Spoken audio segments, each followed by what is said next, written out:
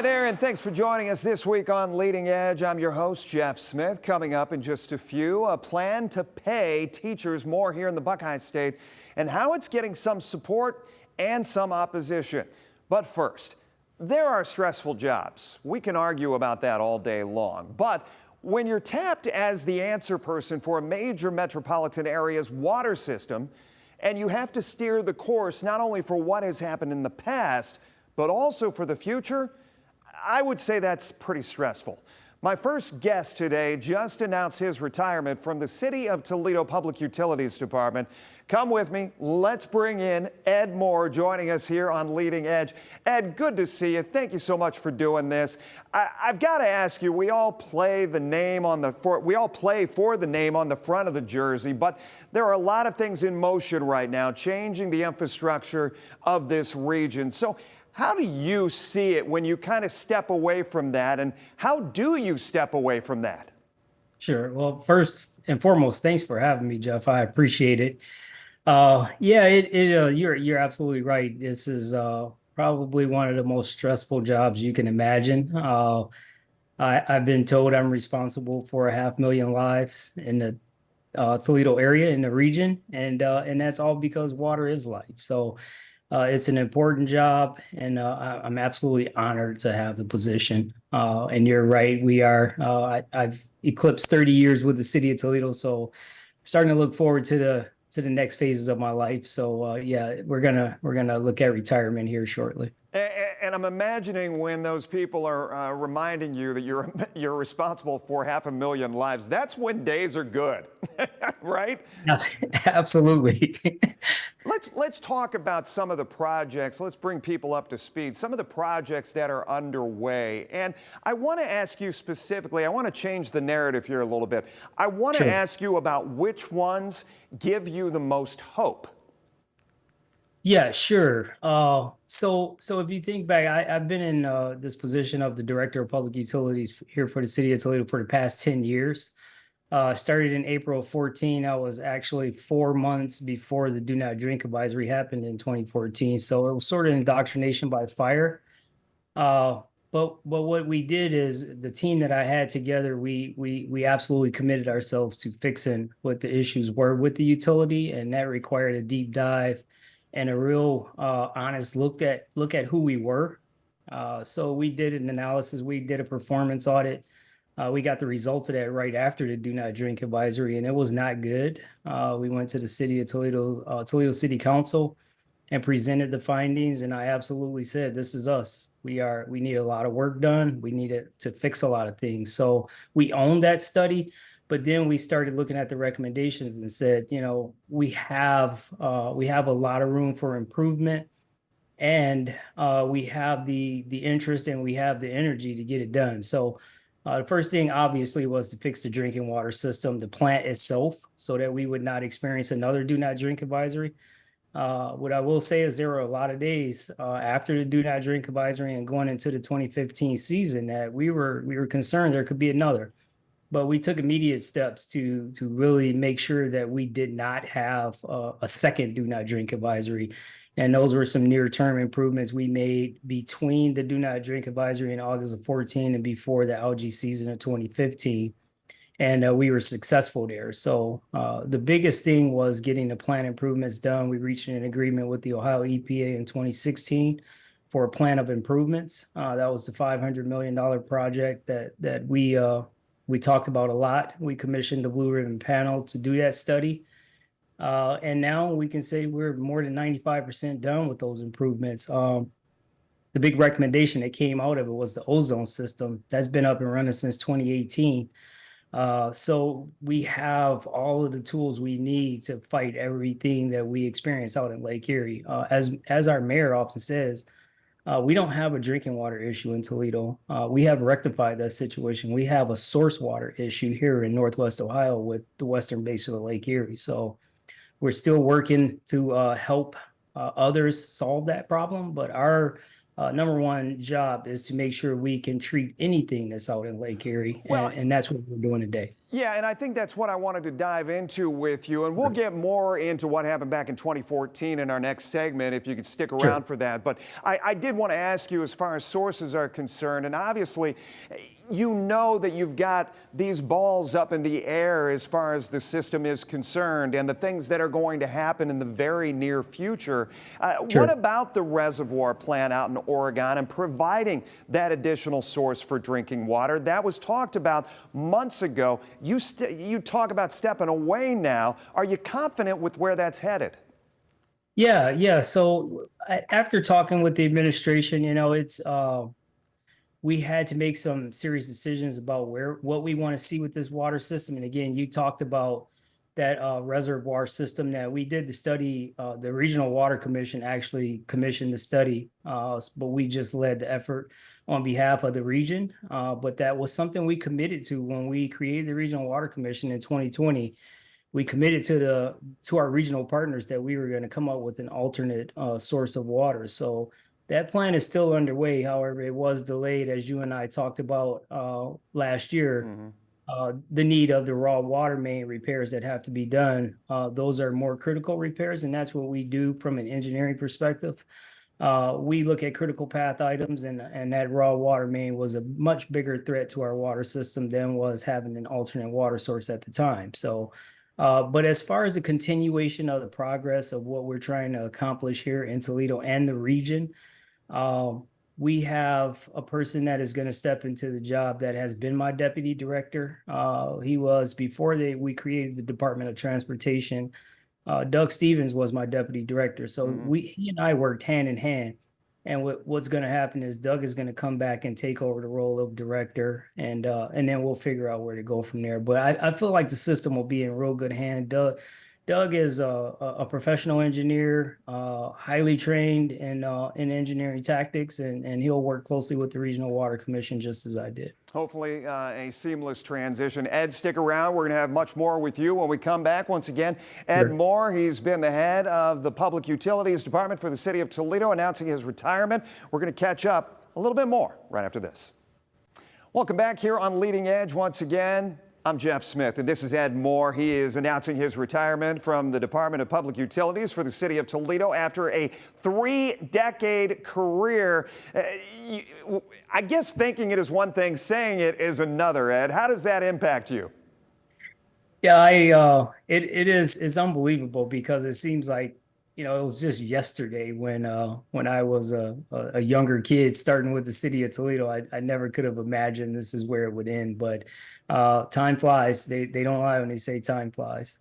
Absolutely. And did you ever think in your wildest dreams that this job would go to a career? Uh, I was hoping it would. If you think about it, in the early 90s when I took this job, I think it was 1992. It was very much still a thing for, public employees where you came to work for the public, you took a little bit of a pay cut in order to work in the public system because of all the great benefits and the retirement. So a lot of us that came in around that time, we absolutely were of the opinion we will be here. Now, there were times I questioned whether I would make it 30 years, but yeah, I think that was the intent when I came in, was to finish my career with the city of Toledo. Ed, I've been here in this area all my life, and I know in this realm, as far as media coverage is concerned, you and I have had multiple conversations about the age of the infrastructure. Not only, I'm talking underneath the city of Toledo as well, not only out in the lake, but, water main breaks over the years. We're changing water meters throughout the city of Toledo, more up to, I guess, the 2024 standards. The intake that you and I talked about last year that stretches miles and miles and ends at the mouth of the lake, the couplings were a concern, zero life expectancy on that intake. Where are we with that project right now? Yeah, so we're right on schedule. We're getting ready to start the design process. We are going to do the design here yet this year, and again, we will get under construction early next year, just as anticipated. And we hope to have that project done within 3 years of the start of construction, because it's going to be constructed in 3 phases. So there's 3 3-mile stretches of pipe that have to be replaced. And we have to be careful about how we do that replacement. So it will take 3 years for construction. And once again, remind people that intake is at the mouth of Lake Erie, bringing water 9 miles into what? So the intake is 3 miles out into Lake Erie. And that brings water, is fed from the intake 3 miles out in Lake Erie to the low service pump station, which is in Reno Beach, right around the Bono curve out there. And from 9 miles from there into the Collins Park drinking water plant is where the raw water comes out of Lake Erie and starts its treatment process at the Collins Park drinking water plant. And for people who haven't heard it yet, they want to hear it out of your mouth. What triggered this retirement? What went off in your mind to say now is the time? Sure. Well, first of all, I'm just thankful that I got to this point where I could make a decision. But again, I think I would have had to stretch it out a little. We had to do a full search and get somebody up to speed on where things are with the utility. But I'll absolutely say, were it not for the fact that we had Doug Stevens ready to take over this organization, I would have been hesitant about walking away. But at some point, you have to think about moving on to the next step. 10 years has been a long time over the utility. In fact, that's the longest anyone has ever been a director of public utility. 10 years, spanned 5 mayors. And again, as you open with this is a very stressful job. And at some point, we have to turn it over to someone else. And we're starting the next phase of that. So Doug will be in and he'll be able to do a great job. I'm sure people have said that the algal bloom crisis, the do not drink advisory crisis of 2014 was a career-defining moment. Maybe they said that to you. Did you see it that way as well? I knew for a fact that this was a major problem, and it was not going to be it's not going to shine a positive light on the city of Toledo. And for the fact that I'm right in the middle of it, yeah, it was absolutely. I wouldn't say at the time I considered it career defining, but the way I think and process, it was a critical moment that we just had to solve the problem, and everything that came after that just was a natural progression of what we did. So I didn't look at it initially that way, but now that I look back on it, I will say it did shine a bright light on what I'm trying to accomplish. What do you remember about communication roles leadership during that August weekend? Well, again, it caused us to reflect on how we interacted. Again, the 56 hours during the crisis itself, that was only trying to solve problems, not worrying about any other thing. We were in the emergency operations center trying to figure out how to get water to people, how to distribute water, how to treat the water so that it went back under 1 part per billion. And then we were also doing a third part to this, which is we were trying to work with state regulators, US and Ohio EPA, and academia to come up with a better testing protocol. So we had a 3-pronged approach that we were working on, and it really took up the time. But that was really all we were trying to solve at the time. Let me ask you before we let you go, 3 decades of city government and leadership Sure. changes. What's the one period that you look upon most fondly? Well, what I look upon most fondly, and I will say it absolutely, that we created the Regional Water Commission. There were people who told us we'd never be able to accomplish that, but what we tried to do was break down barriers with our regional partners to show them that we were all in on this proposal. We were truthful with them, we were transparent with them, and we got it done. And that's what I'm proud of. And we got brand new 40-year contracts for all of our regional partners to secure our system for the next 40 years. It is pretty monumental when you think about it, getting all of those parties down at one table, getting them to agree on one common goal, isn't it? Yes, sir. Absolutely. And please do not be a stranger to WTOL 11 in the days forward, and please keep us posted on what is next for you, sir. Thank you very much, Jeff. I appreciate you. Absolutely. Good to see you, and thanks for joining us here on Leading Edge. We'll be back right after this. Welcome back. Appreciate you, as always, being here with us. By the way, I wanted to mention Ed Moore says he's going to take a few months to reflect and figure out what is next for him and really focus right now on the family. Well, next here on Leading Edge, as a co-sponsor of House Bill 411, State Representative Elgin Rogers is among a group of lawmakers who see merit in giving teachers in the state a leg up. So much so, they want to see teachers' base salary go from $35,000 a year to $50,000. Now, while there are those who will say, heck yes, give them more money, they deserve it. There are others who are going to say, whoa, merit, yes, but who and how are we going to pay for this? State Representative Elgin Rogers joining us in studio with us today here for Leading Edge. Good to see you. Thanks for coming in. I know you talked earlier this week. We did a story with WTOL 11, but I wanted to give you a little more time to kind of flesh this out. Thanks for being here. Thanks for having me. Absolutely.